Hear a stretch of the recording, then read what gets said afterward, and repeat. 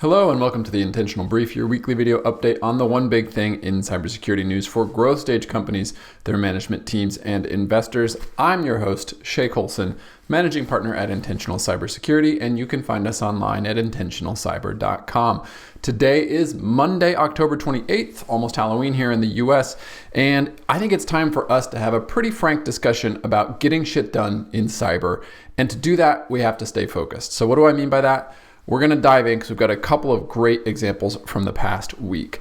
The last week, including up to today, has seen a rash of headlines that seem like things that could be very important to discuss in the context of cybersecurity. The first, and we've briefly touched on this here in the show before, but the New York Times had more over the weekend with a piece entitled, "What to Know About the Chinese Hackers Who Targeted the 2024 Campaigns." They are, of course, talking about Salt Typhoon, the Chinese threat actors who are said to have compromised telecommunications companies here in the US, including Verizon and AT&T, for the purposes ostensibly of gathering intelligence about both major political presidential campaigns here in the US. And at the same time, we also saw a headline last week about some new legislation in the European Union, which Lawfare and their Seriously Risky Business newsletter have titled, quote, "The EU throws a hand grenade on software liability," unquote. This piece gets right to the point of what the EU Council has done in issuing, quote, "a directive updating the EU's product liability law to treat software in the same way as any other product. Under this law, consumers can claim compensation for damages caused by defective products without having to prove the vendor was negligent or irresponsible," unquote. Now, we could spend the rest of this video and frankly many more videos discussing the implications of both Salt Typhoon and software liability. I've, in fact, got lots of thoughts about both things, but will that materially change anything for any of us here in the middle market from a cyber risk perspective? No. And is it possible that we'll waste perhaps a whole bunch of time talking about things that are at the same time both very interesting and not very helpful or productive? Yes.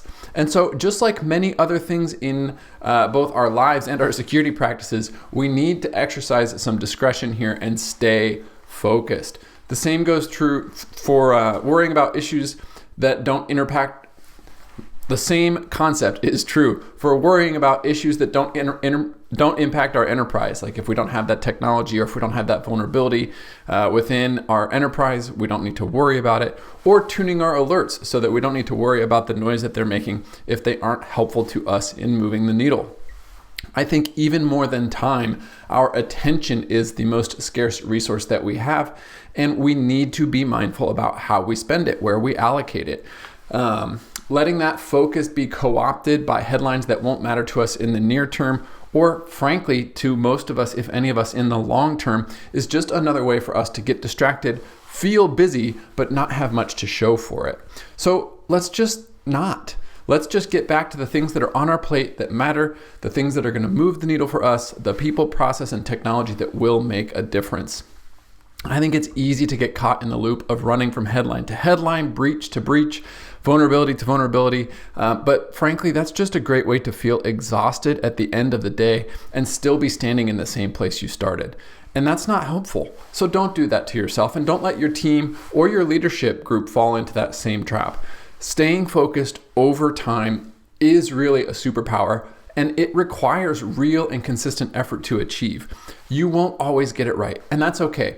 But with this effort and getting it right most of the time, you can make this kind of progress, and that should be seen as a success.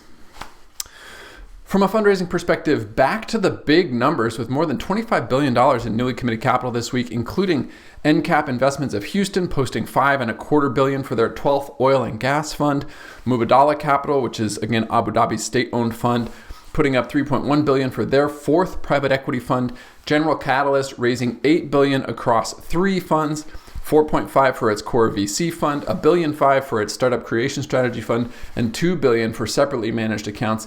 And Nautic Partners closing Nautic Partners 11 at $4.5 billion. So really some big raises across a wide range of funds and strategies. And at the same time this week in the public markets, we've got earnings from Alphabet, Meta, and Microsoft. Early in the week, Google, Alphabet on Tuesday, Meta, Microsoft on Wednesday, and then Apple and Amazon on Thursday. So we've got 5 of the Magnificent 7 reporting this week. We'll see. I suspect we're going to see some big numbers, lots of green up and to the right.